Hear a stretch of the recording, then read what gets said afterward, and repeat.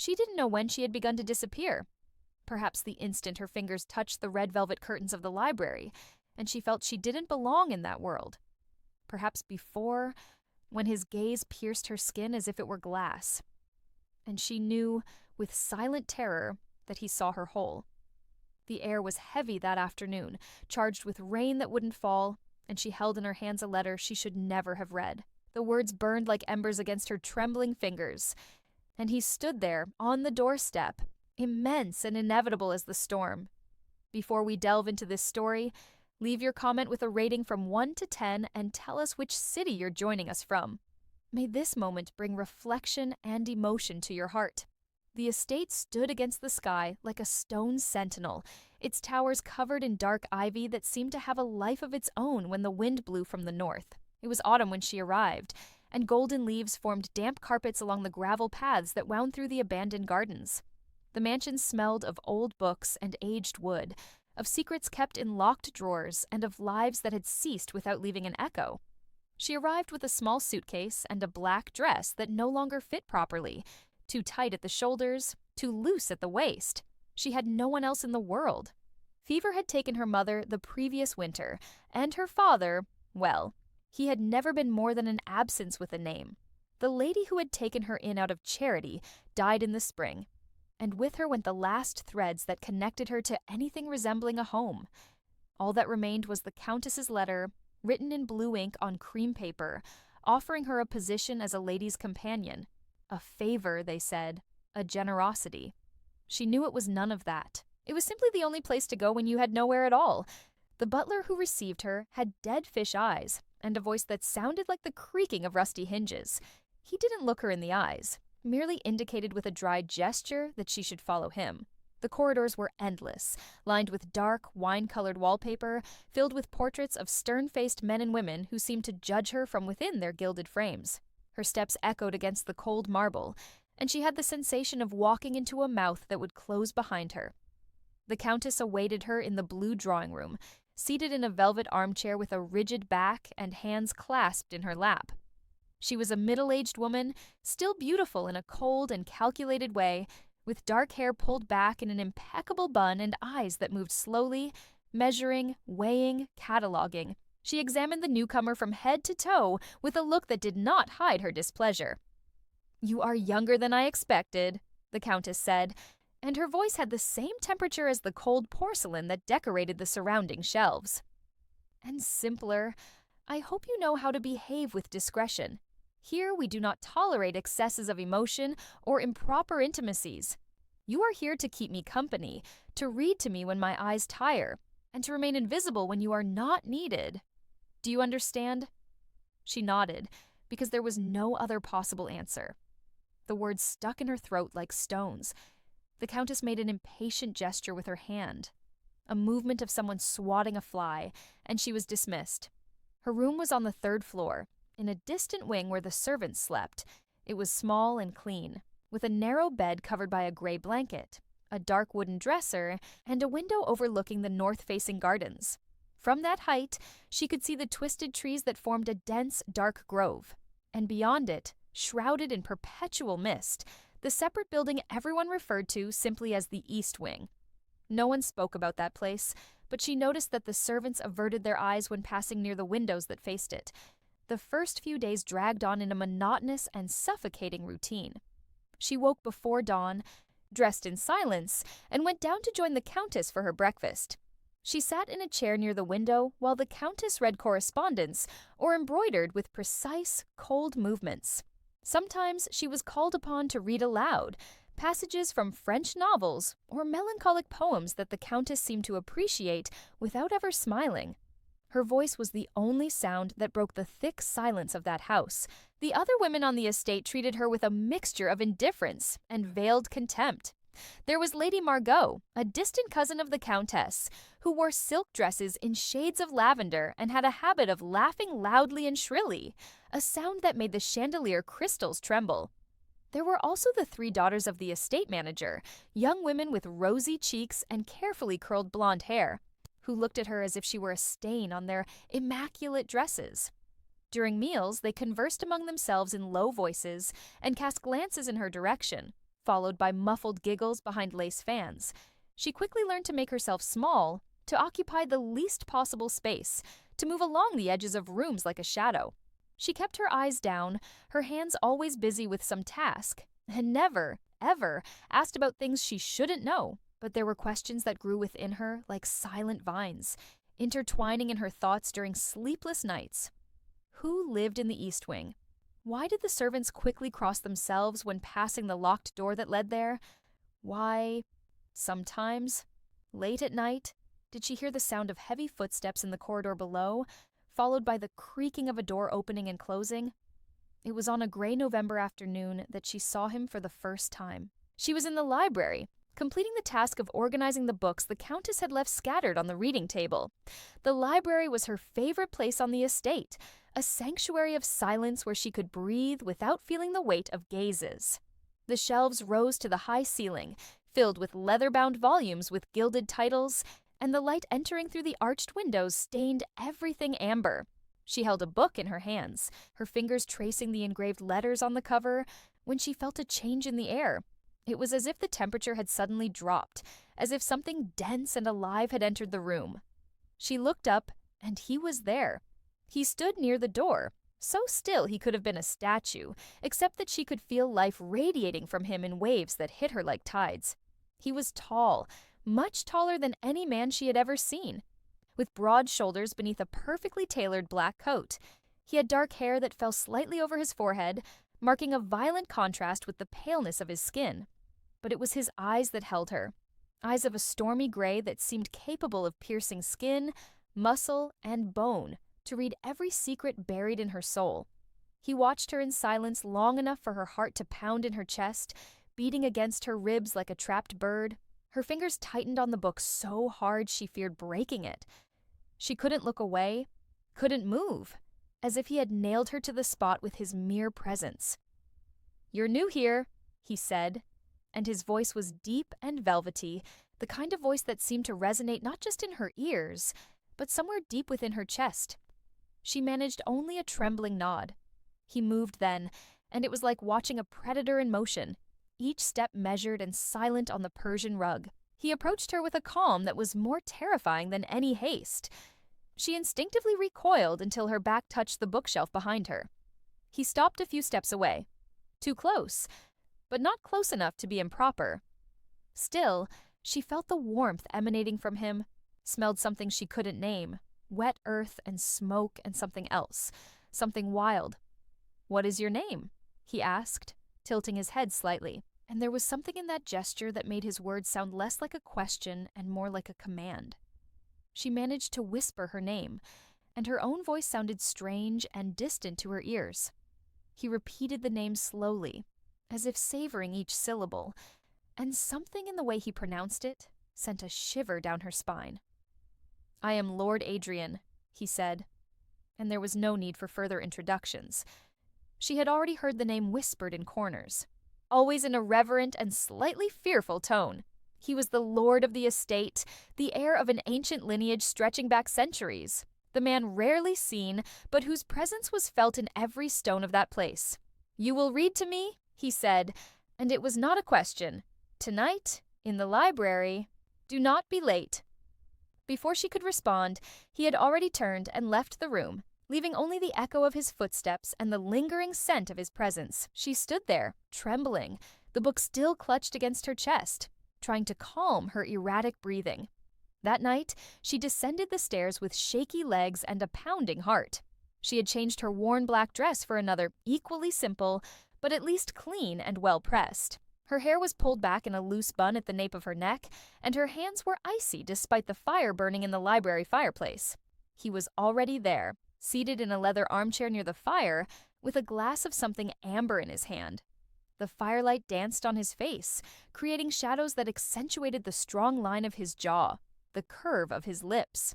When she entered, he looked up, and a minimal, almost imperceptible smile touched the corner of his mouth.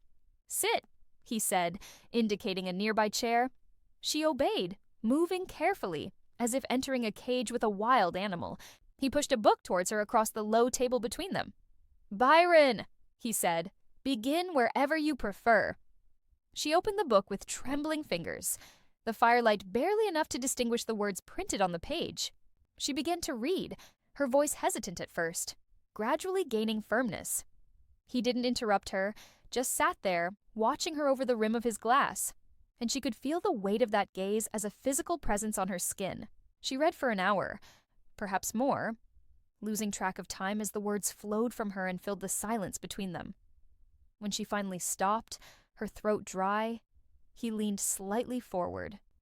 "You have a beautiful voice," he said, and there was something in the way he pronounced those words that made warmth rise to her cheeks. "It's a pity you've learned to make it so small." She didn't know how to respond to that. He then rose, a fluid and powerful movement, and walked to the window, turning his back to her as he observed the darkness outside. "You may go," he said without looking back. "Tomorrow, at the same time, do not disappoint me." She left feeling as if she had been disassembled and reassembled in a different way, as if something inside her had been reordered without her consent. She stumbled up the stairs, entered her room, and stood there in the dark, trying to understand what had just happened. The following days settled into a pattern. During the day, she continued her duties with the Countess, enduring the disdainful glances of the other women, remaining invisible. But at night, when the clock struck 10, she descended to the library and read to him. Sometimes he asked for Byron, other times Shelley or Keats. One night he gave her a Latin volume, and she confessed she couldn't read that language. He didn't seem surprised, merely took the book back and began to translate from memory, his voice transforming the ancient words into something living and pulsating. She watched him as he spoke, fascinated by the way his mouth moved, by the intensity in his eyes when he reached a particularly beautiful passage. He never came too close, never touched her, but there was an intimacy in those nightly encounters that was deeper than any touch could be. It was in the way he looked at her, as if he were reading not only the words she spoke, but the unspoken thoughts that floated between the lines. It was in the comfortable silence that grew between them, in the moments when she stopped reading and both just sat there, listening to the crackling fire and the distant howl of the wind. One night, he asked her a question. "Why are you here?" he wanted to know, and she realized he wasn't asking about the library, but about the estate, about her life. "Why did you agree to come to this place?" She considered lying, giving him a polite and empty answer, but something in the way he watched her made lying impossible. "I had nowhere to go," she said simply. "I had no one left." He was silent for a long moment, and when he spoke again, his voice had a different quality, softer, almost pained. "Loneliness," he said, "is a kind of living death. I know it well." She wanted to ask what he meant, but she didn't dare. Instead, she just held his gaze. And for an instant, just an instant, she saw something in the depths of those gray eyes that seemed horribly vulnerable. The moment passed. He looked away, and the night continued like all the others. But something had changed. An invisible thread had been woven between them, and she knew she wouldn't be able to undo it even if she tried. It was Lady Margot who first launched the poisoned barbs. It happened during Sunday afternoon tea, when all the women of the house were gathered in the green drawing room. The Countess presided over the table with her usual air of frosty authority, while the estate manager's daughters chattered about the balls that would take place at neighboring estates. She sat in a corner, her hands busy with embroidery she had no talent for, when Lady Margot raised her voice. "I've been hearing curious rumors," the woman said, her voice sweet as poisoned honey. "They say our new companion has been spending her evenings in the library, alone, with the Lord." The silence that followed was absolute. All conversations ceased. All heads turned. She felt the blood drain from her face as the Countess's eyes fixed on her with the precision of a blade. "Is this true?" the Countess asked, and each word sounded like cracking ice. "He asked me to read to him," she managed to say, and her voice came out firmer than she expected. Only that," Lady Margot repeated with a giggle. How naive! As if anyone would believe that a man like Lord Adrian would invite a young woman to his private chambers merely to listen to poetry. "She is nothing but an opportunist," said one of the estate manager's daughters, her voice sharp with feigned indignation, using her vulnerable position to gain attention where she doesn't deserve it. The words hit her like stones, each leaving an invisible but painful mark. She squeezed the embroidery between her fingers until the thread cut her skin. She wanted to stand up, wanted to scream that it wasn't true, that she hadn't asked for any of this, that she hadn't chosen anything that was happening. But the words were stuck in her throat, too heavy to be spoken. The Countess watched her for a long moment, her eyes narrow and calculating. "You are dismissed from your duties today," she finally said, "and I suggest you reconsider your nocturnal activities. I will not tolerate scandals under my roof." She rose in a rigid movement, made a brief curtsy, and left the drawing room with trembling legs. She could hear the muffled laughter behind her, could feel the weight of the gazes that followed her like poisoned arrows. She went up to her room and locked the door. She sat on the edge of the bed and tried to control her sobbing breath. Tears burned behind her eyes, but she repressed them fiercely. She would not cry. She would not give them that satisfaction. But the humiliation hurt. It hurt in a way that was physical, as if each word had been a direct blow to her ribs. Worse still was the doubt that began to grow within her like a weed. Could it be true? Was she being used? Was he just amusing himself at her expense? A powerful lord playing with a vulnerable young woman who had no means to say no? That night, when the clock struck 10, she did not go down. She lay in bed, staring at the ceiling, her heart pounding in her chest. She imagined him waiting in the library, perhaps irritated by her absence, perhaps indifferent. She didn't know which of the two options would be worse.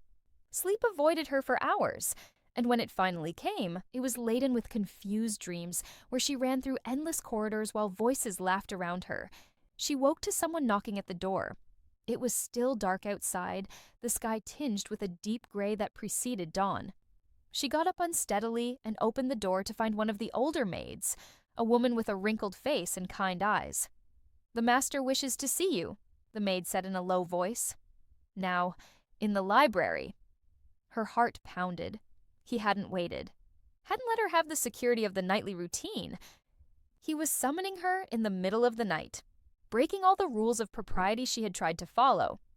She dressed quickly, her hands trembling as she buttoned her dress and pinned up her hair. She descended the stairs with a churning stomach, each step heavy as lead. The library was lit only by the firelight in the fireplace. He stood by the window, his back to her, his hands clasped behind his back. When she entered, he didn't turn immediately. The silence between them was dense and electric. "Why didn't you come?" he finally asked, and his voice had an edge she had never heard before, something dangerous and restrained. She swallowed hard. "I didn't think it appropriate," she managed to say. He turned then, and the intensity in his eyes made her take a step back. "Didn't think it appropriate," he repeated, and there was something bitter in his tone. "After weeks of keeping me company, after I allowed you into a space where I allow no one else, you decided it wasn't appropriate. Why?" She clasped her hands in front of her body. "The other women," she began, her voice trembling, "they said things about us, about what we are doing." He took a step towards her, and then another. And suddenly he was too close, so close she could see the nuances of gray in his eyes, could feel the warmth of his body. "And you believe them?" he asked, his voice low and intense. "You believe I brought you here night after night just to amuse myself at your expense?" "I don't know," she whispered, and the words came out broken. "I don't know anything anymore. I don't know why you chose me, why you want me here. I don't know what you expect from me." He raised his hand, and for a moment she thought he was going to touch her, but he merely let his fingers hover near her face, without making contact. "What I expect from you," he said, his voice hoarse, "is that you be true, that you don't become like them, cold and cruel and empty. I hope you keep that spark I see in your eyes when you read, when you forget for a moment that you have to hide." Tears burned her eyes and she blinked hard to hold them back. "I don't know how to do that," she whispered. "I don't know how to be anything other than what they want me to be." "Then learn," he said. and there was an urgency in his voice that seized her heart. "Learn with me. Here, in this space, you don't have to be small, you don't have to disappear." She looked at him, truly looked, and saw for the first time the loneliness he had mentioned that night. She saw it in the lines around his eyes, in the tension of his shoulders, in the way he kept himself apart from everyone as if afraid of being burned. He was as lonely as she, only in a different, more cruel way. "I will come back," she said softly. "If you still want me here, I will come back." Something changed in his face, an almost imperceptible softening. "I always wanted you here," he said, and then, as if the words had cost him more than he expected, he turned away and returned his attention to the window. She left with her heart still racing, but now for different reasons. Something had been said between them, something that could not be undone.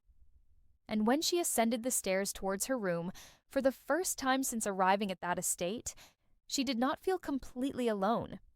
The days that followed were marked by a silent tension that permeated every corner of the house.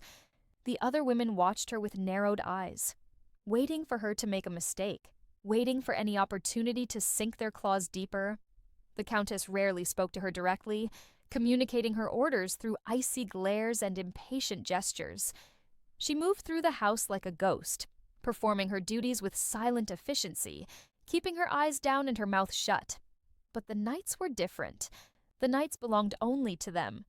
She returned to the library as she had promised, and he was there waiting, as if he had never doubted she would come. They did not mention the confrontation in the early morning, did not speak of the accusations or the doubts. Instead, they simply continued where they had left off, she reading while he listened, the fire crackling between them like a silent witness. But something had changed. There was a new awareness between them, a tension that wasn't there before. She noticed the way he watched her now, not just with interest, but with something deeper, something that made her stomach churn and her skin tingle. And she, in turn, found herself watching him too, noticing the way his fingers curved around the glass, the strong line of his neck, the way his lips moved when he quoted a verse from memory. She was afraid of what she was feeling. It was something too big, too heavy to fit inside her. She had no name for it, but she knew it was dangerous, knew it could destroy her if she wasn't careful. One night, he asked her another question. "What do you want?" he asked suddenly, interrupting her reading. "From life, from the world. What do you want for yourself?" She slowly lowered the book, surprised by the question. No one had ever asked her that before. No one had ever cared what she wanted. "I don't know," she finally said. "I suppose I want to belong somewhere. I want to have a place in the world where I am not just tolerated, but desired, where I can be myself without fear." He leaned forward, his elbows resting on his knees, his intense gaze fixed on her. "And what if I told you that you already belong? What if I told you that here, in this space, you are desired exactly as you are?" Her words caught in her throat. Her heart was pounding so hard, she was sure he could hear it. "I would say," she managed to whisper, "or that you are speaking of something temporary, that eventually this will end and I will have to leave." "Why would you assume that?" he asked, his voice low. "Because it always ends," she said, and there was an ancient pain in those words. "Because people like me don't get to keep good things. Because I've learned that the more you cling to something, the more it hurts when it's torn from you."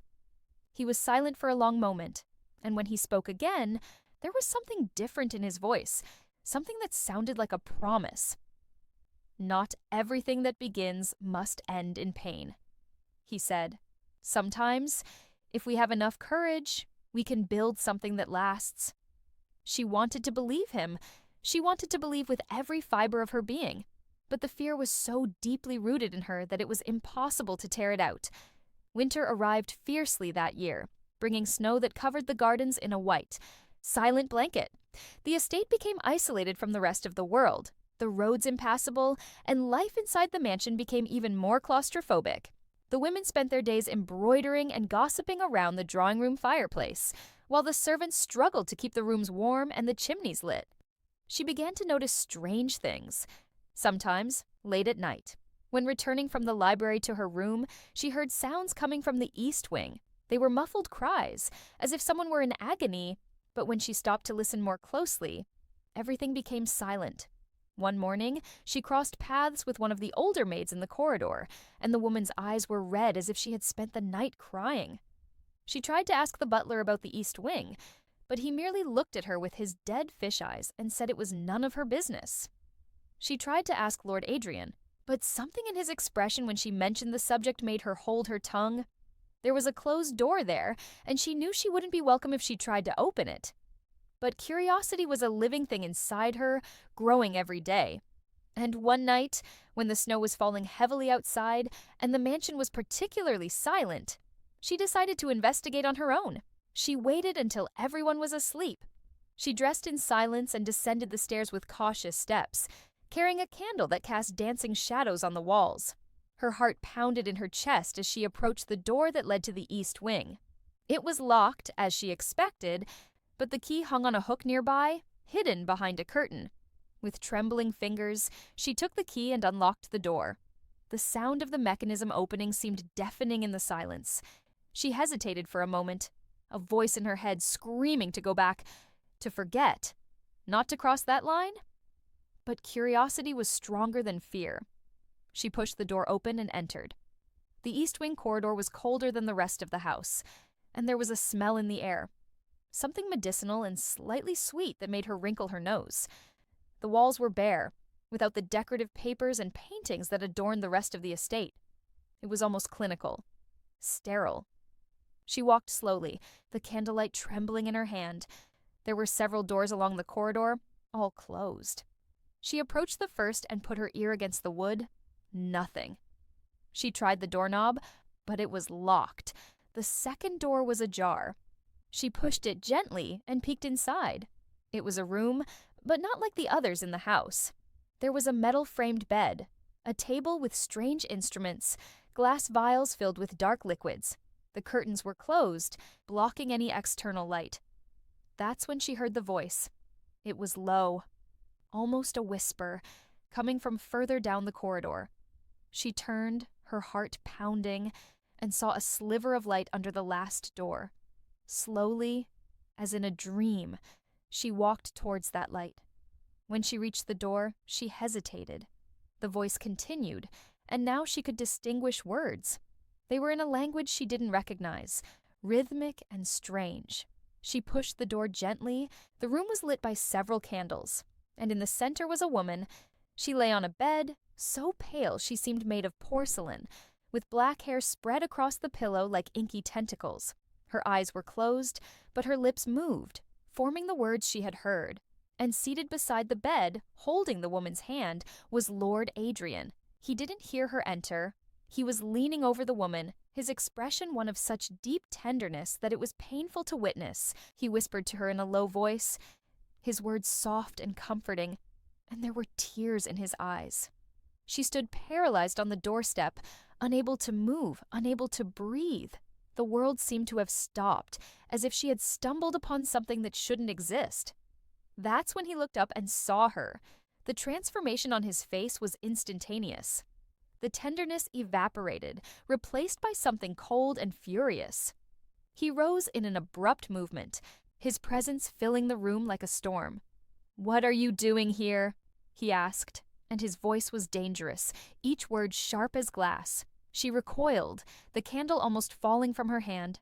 "I'm so sorry," she managed to say. "I didn't know. I didn't mean to." "You shouldn't be here," he said, advancing towards her. "This wing is forbidden. You had no right. Who is she?" The words came out before she could stop them, and she saw something cross his face. Something that looked like pain. "That's none of your concern," he said, but his voice had lost some of its fury, replaced by something closer to exhaustion. She looked past him, at the woman on the bed, and then back at him. "Your wife?" she asked softly. He didn't answer immediately. He turned to look at the woman on the bed, and when he spoke, His voice was laden with a weight she had never heard before. He finally said, now she is trapped somewhere between life and death. She has been like this for 3 years. The doctors say there is nothing to be done, that I should let her go, but I cannot. The revelation hit her like a physical blow. All the pieces began to fit together. The loneliness she saw in him, the way he isolated himself, the nights he spent awake. He was trapped here as much as she, but in a different, more cruel way. I'm sorry, she said, and she meant it, truly meant it. He looked at her for a long moment, and then all the air seemed to leave him at once. Get out of here, he said, but there was no more anger in his voice, only weariness. Please, just go. She turned and left, the tears finally overflowing. She ran down the corridor, stumbled up the stairs, and only stopped when she was locked in her room, her back against the door and her body shaken by silent sobs.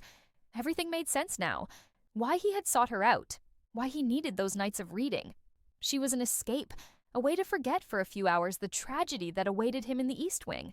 She was useful, but replaceable. She was a temporary distraction from a permanent pain. And the worst of all was that she couldn't blame him. She couldn't judge him for seeking some comfort, even if it was with someone who meant nothing to him in the end. That night, she didn't sleep. She lay staring at the darkness, feeling something inside her slowly die. Something that had begun to grow in those nights in the library. Something fragile and hopeful that now turned to ashes. When dawn came, she made a decision. She would not return to the library. She would not give him the opportunity to explain or apologize. She would do her work, remain invisible. And as soon as winter passed and the roads became passable, she would find a way to leave that place that was never truly a home. The days that followed were the most difficult. She caught glimpses of Lord Adrian sometimes, passing through the corridors or entering the East Wing when he thought no one was looking. He never sought her out, never tried to speak to her. It was as if that confrontation in the East Wing had built an insurmountable wall between them. The Countess noticed the change. During a particularly tense breakfast, she commented with thinly veiled satisfaction, I see our companion has finally understood her place. About time. The other women laughed, that sharp, cruel sound she had learned to hate. She didn't react, merely kept her eyes fixed on her plate and continued eating mechanically. But at night, alone in her room, she allowed the pain to consume her. She cried silently into her pillow, pressing the blanket against her mouth to stifle her sobs. She felt like an idiot for having started to believe she could mean something to him, for having let those nights in the library make her hope for something that could never happen. It was Lady Margot who decided she should be punished for her audacity. It happened one afternoon when everyone was gathered in the drawing room, and Lady Margot suggested with a honeyed voice that she should read to everyone, since she apparently had such a talent for reading. The Countess agreed, and before she could protest, a book was placed in her hands. It was a popular novel among the ladies, full of suspense and romance. She began to read in a monotonous voice, trying to ignore the glances and whispers. But Lady Margot was not finished. You read very well, she said, interrupting, almost as well as an actress. But I wonder, are all your performances equally convincing? The silence that followed was laden with innuendo. She felt the blood boil in her veins, the humiliation burning her skin. Lady Margot was clearly referring to the nights in the library, implying that something improper was happening. I don't know what you're talking about, she said, her voice firm despite the trembling in her hands. You don't know? Lady Margot arched a perfectly defined eyebrow. How innocent. Perhaps we should ask the Lord about it. I'm sure he would have an interesting perspective on your educational evenings. It was too much. Something inside her broke.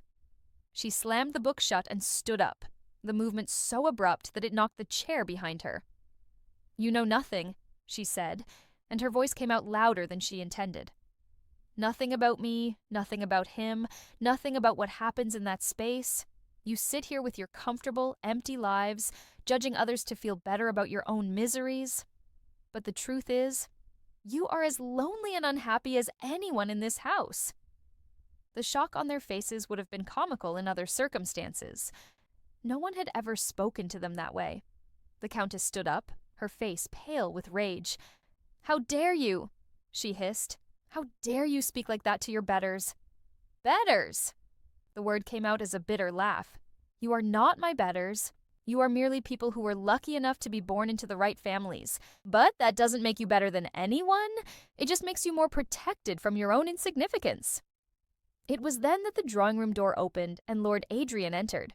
He stopped on the threshold, his eyes moving from one woman to another, registering the tension in the air, the overturned chair, the faces flushed with anger. "What is happening here?" he asked, his voice controlled but with an edge of steel. The Countess hastened to reply, "Your companion, my lord, is having a completely inappropriate outburst. She has insulted us in the most horrible way." He interrupted her with a wave of his hand. "I asked her," he said, his eyes fixed on the young woman who was still standing, trembling with emotion. "What is happening?" She stared at him, and all the words she wanted to say got stuck. She wanted to scream that she was tired of being humiliated, that she was tired of being invisible, that she was tired of caring for someone who only saw her as a distraction from his pain. But all she managed to say was, "I can't stay here anymore." Something passed across his face, too quickly for her to identify. He took a step towards her, and then another, completely ignoring the other women in the room. "Come with me," he said, and it was not a request. She hesitated for only a moment before following him out of the drawing room, leaving behind the uproar of indignant voices. He led her to the library, closed the door behind them, and stood there, his back to her, his hands resting on the table. The silence stretched, heavy and dense. "I should have told you," he finally said, his voice low, "about Helen, about everything. It wasn't fair to let you find out that way." She wrapped her arms around her body, as if to shield herself from the pain those words caused. "Why didn't you tell me?" she asked. "Why did you let me think? Why did you let me hope for something that could never happen?" He turned then, and the expression on his face was one of raw vulnerability that made her falter. "Because I am a coward," he said, "because for a few hours every night, when you were here with me, I could pretend my life wasn't a prison. I could pretend there was still something in me capable of feeling anything other than guilt and obligation." She shook her head, tears streaming freely now. "You used me," she whispered. "You used me to forget her." "No," the word came out forcefully. "No, that's not it. Helen is dead, even if her body still breathes. She's been gone for 3 years, taken by an illness the doctors can't even name. I kept her here because I felt guilty, because I thought it was my duty. But the truth is, it's been so long I've forgotten what it was like to love her." He took a step towards her, his hands outstretched as if he wanted to touch her but didn't dare. "You weren't an escape," he said, his voice hoarse with emotion. "You were an awakening. It was you who reminded me that I am still capable of feeling, of wanting, of hoping for something. It was you who brought light back into this dark place." She wanted to believe him. She wanted to believe so much it hurt physically, but the fear was still there, whispering that this was temporary, that she would be hurt again. "How can I trust that?" she asked, her voice broken. "How can I trust you when everything in my life has taught me that what is good never lasts?" He closed the distance between them in 2 long strides, and suddenly his hands were on her face, warm and firm, forcing her to look at him. "Then don't trust," he said fiercely. "Don't trust words, don't trust promises, but trust this." And he kissed her. The whole world seemed to stop. The kiss was both gentle and desperate, as if he was trying to prove something that words couldn't express. His hands moved from her face to her hair, pulling her closer, and she surrendered, her hands gripping the fabric of his shirt as if he were the only solid thing in a world spinning out of control. When they finally separated, both were breathless. He rested his forehead against hers, his eyes closed, and she could feel the tremor that ran through his body. "I love you," he whispered, the words almost inaudible. "I didn't want to. I fought against it. But I love you, and if you give me a chance, I will spend the rest of my life proving it to you." Her tears didn't stop, but now they were from something different, something that felt like hope mixed with terror. She didn't know if she was strong enough for this, if she could risk her heart again. But when she looked into his eyes and saw the truth there, raw and exposed, she knew she had no choice. It was already too late. She had already fallen, already lost. "I love you too," she whispered back, and the words were both a surrender and a claim. He held her then, pressing her against him as if afraid she would disappear. They stood there for a time that could have been minutes or hours, just holding each other in the silence of the library, while outside the snow continued to fall, covering the world in white. But reality could not be kept at bay forever. Eventually, they had to separate, had to confront what that confession meant. "Helen," she said softly. "Oh, what will happen to her?" He sighed, the weight of the world returning to his shoulders. "I will let her go," he said. "The doctors are right. It's not life she has. It's cruelty to keep her like this. I needed time to accept it." "And now?" she asked. "Now," he said, pulling her close again. "Now I choose life. I choose you. I choose the possibility of a future instead of living haunted by the past." It wouldn't be easy. They both knew that. There would be scandal. There would be judgment. The other women in the house would not accept it quietly. Society had strict rules about mourning and propriety, and they would be breaking all of them. But looking at him, seeing the determination in his eyes, she felt something grow inside her. It was courage, she realized. It was the will to fight for something, to claim what could be hers. "What do we do now?" she asked. "Now?" he said with a small smile. "Now we face the storm together." The days that followed were exactly that, a storm. Lord Adrian announced his decision to allow Helen to depart peacefully, summoning doctors to remove the treatments that kept her trapped between life and death. The news spread through the estate like wildfire, generating whispers and shocked glances. But it was when he announced, in the same breath, his intention to publicly court her once the appropriate period of mourning passed, that the true chaos began. The Countess was furious. "How dare you?" she hissed during a confrontation in the drawing room. "She is a nobody. She has no name, no fortune. You are staining your family's name for a mere servant." "She is not a servant," Lord Adrian replied, his voice cold as steel. "And as for the family name, if 3 generations of men drinking and gambling haven't destroyed it, surely my choice of wife will not—" "Wife?" Lady Margot almost choked on the word. "You are considering marriage to that— Be careful," he said, and there was a threat in his voice that silenced the woman. "Be careful what you say about her. She has more grace and honesty in her little finger than you have in your entire bodies." But the opposition didn't only come from the women of the house. Letters arrived from distant relatives expressing shock and disapproval. Aristocratic neighbors sent veiled messages about scandals and propriety. The entire world, it seemed, was determined to separate them. She tried to argue with him, tried to convince him that it wasn't worth it, that she wasn't worth it, but he wouldn't accept that. "Do you think I care what they think?" he asked one night, as they walked through the gardens under a starry sky. "Do you think their opinion means anything to me compared to what I feel for you?" "But your whole life is here," she protested. "Your position, your reputation, everything." "My whole life," he said, stopping and turning to face her, "was dead. It was just a walking corpse, performing meaningless obligations, waiting for the day I could finally stop pretending. You brought me back to life. Do you think I'm going to give that up for titles and properties?" Tears burned her eyes. "But what if you regret it?" she asked in a low voice. "What if one day you wake up and realize you sacrificed everything for someone who didn't deserve it?" He took her face in his hands, forcing her to look at him. "Impossible," he said with absolute certainty. "What? Because you are the only thing in my life that truly matters." Helen passed away on a quiet February morning. She slipped away peacefully, her face finally relaxing after years of tension. Lord Adrian was by her side, holding her hand, and when she was gone, he wept.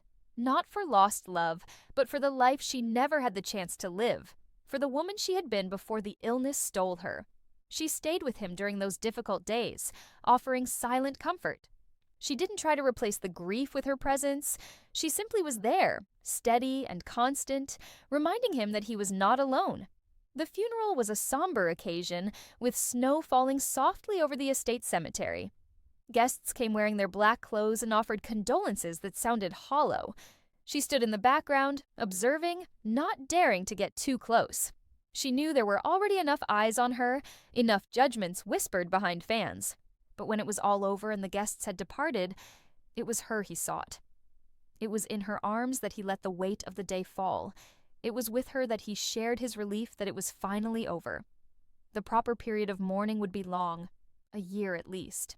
But he didn't care. "We have time," he said. "For the first time in my life, I feel we have all the time in the world." And so the months passed. Spring arrived, melting the snow and bringing flowers to the long-neglected gardens.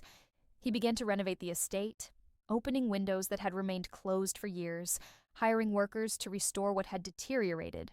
She continued to be his companion, but now openly, without shame or hiding. They had breakfast together, walked through the gardens in the afternoon, spent evenings in the library talking about books and dreams and the future they would build together. The other women eventually left, unable to bear the change in the house's dynamic. The Countess returned to her own estate in a state of icy indignation. Lady Margot followed soon after, taking with her her venom and her gossip. The estate manager's daughters were promised in marriage and departed for their new lives. Gradually, the estate transformed. New servants arrived, younger, merrier people who brought life to the silent corridors. The East Wing was renovated, its clinical rooms transformed into guest chambers. The air of melancholy that had permeated every stone of the place began to dissipate. And she blossomed. For the first time in her life, she didn't have to hide.